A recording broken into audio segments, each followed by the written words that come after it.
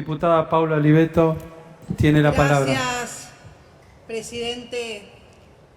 Confiamos en que esto se va a resolver. Voy a tomar el tema de la libertad que tanto se habla en las redes, en las leyes base, emulando a Alberdi. Mire, la libertad es plena cuando las instituciones son plenas, cuando la Constitución no se pone debajo de la alfombra o nos interesa la Constitución a veces, la defendemos a veces. Montesquieu decía que cuando el Poder Legislativo y el Poder Ejecutivo se reúnen en una misma persona o cuerpo, no hay libertad, falta confianza. Y lo que tiene que generar este Parlamento son estas dos cosas: confianza y garantizarle la libertad a los argentinos. La forma es hacerlo correctamente, no escondiendo del debate lo más importante, que es cómo se garantiza.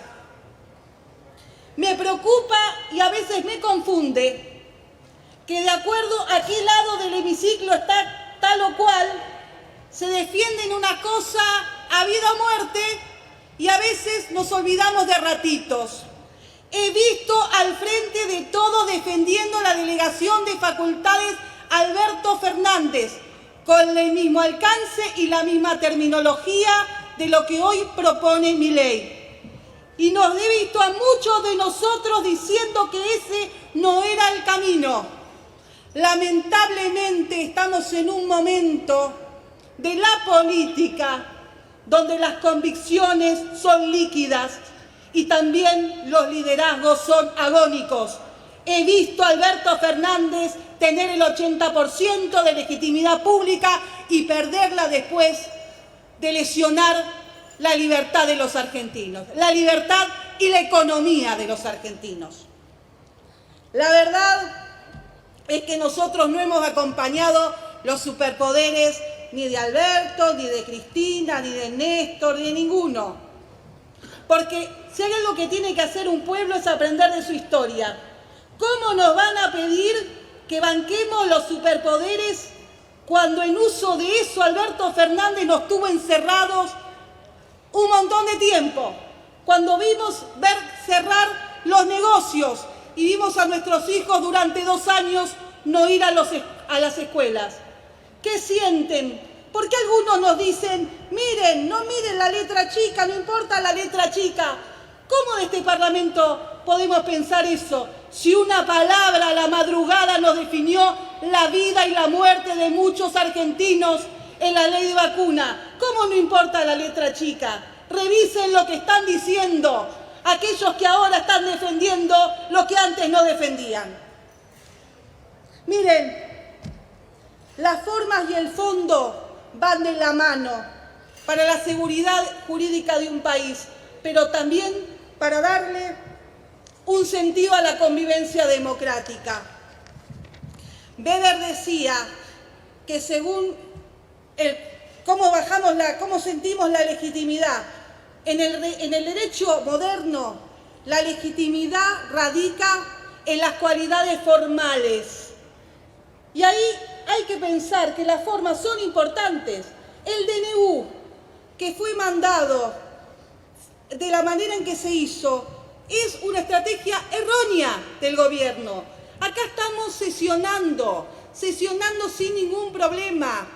Nosotros podríamos estar hoy votando muchos de los capítulos del DNU porque fueron parte de la base de la doctrina, pero sobre todo del contrato electoral, que muchos de los que tenemos la banca por Juntos por el Cambio suscribimos al momento de validar nuestras candidaturas. Ahora, hay que tener en cuenta qué representamos. ¿Representamos a un presidente? No. ¿Representamos un partido? No. Representamos a personas de carne y hueso, que hoy están con mucho miedo, que le han dicho que si no sale esta ley se cae el mundo. Personas que tienen que definir qué compra del supermercado van a hacer, a qué colegio van a mandar a sus hijos. Personas que necesitan que nosotros le demos una respuesta. Entonces, la legitimidad de lo que estamos haciendo radica en la forma en que lo estamos haciendo, pero también en poder representar ese pueblo. Habermas, en un escrito que a mí siempre me impacta y se llama Legitimidad del Derecho y de la Política, decía: una dominación ejercida en las formas del derecho positivo debe ser legitimada en el contenido moral, implícito en las cualidades formales del derecho. ¿Cómo vamos a hacer esta ley si bajamos del colectivo, del ómnibus, de cómo se llama esto, a los monotributistas, a los autónomos, a los jubilados, aquel que tiene deuda con la AFIP producto del pésimo gobierno de Alberto Fernández, que los dejó sin trabajar, que los dejó sin producir? Por favor, reflexionemos. Tenemos un montón de horas por delante para poder poner esto en el orden del día. Los jubilados son los peores pagos de este país. Acá se votó una fórmula cantando la marchita peronista y aplaudiendo, cuando en realidad nos estábamos condenando a una tragedia. Y lo decíamos en ese momento, estamos acentuando la tragedia. Y si uno mira los números de la oficina del Congreso, no es relato, son datos. Los jubilados con la fórmula de Alberto, Cristina y Massa perdieron. El gasto de jubilados es 6,5 del PBI en el 2023 y cerró el tercer año con un ajuste de 2 puntos respecto del 2017-2019. Gobernaba el gato. Perdieron un 33% en el último año. En el 2023 el aumento fue de 111 cuando la inflación superó al 200. La inflación de Massa, porque ahora hay amnesia. Entonces, no podemos seguir compensando con bonos. Es injusto. El bono se lo dan a los que ganan menos de 160.000 pesos. Díganme ustedes, si no se les revuelven las tripas, que aquel que gana 250 no necesita una asistencia. Es importante volver a reproducir la pirámide, volver a sostener a los jubilados y que eso sostenga su capacidad de vida. La inflación está comiéndose los saberes de los jubilados porque impactan en los alimentos y en los medicamentos. Entonces, miren, vamos a seguir insistiendo en el dictamen de la coalición cívica, que toma una fórmula y que propone una fórmula alternativa.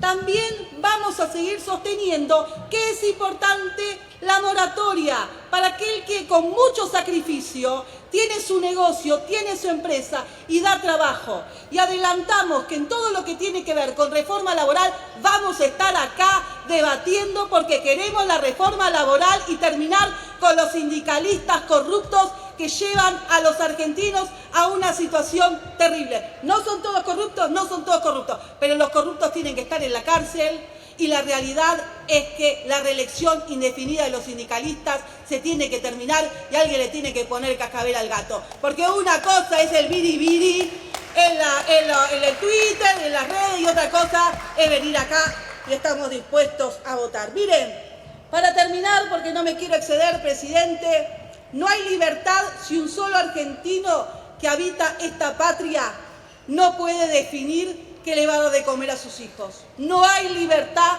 si vos no podés elegir qué vas a comer. Sigamos trabajando para que este país pueda encontrar la verdadera unión nacional. Un país dividido, un país atomizado es inviable. Y cuando un país es inviable, terminamos mal todos, pero sobre todo la pagan los más pobres de nuestra patria.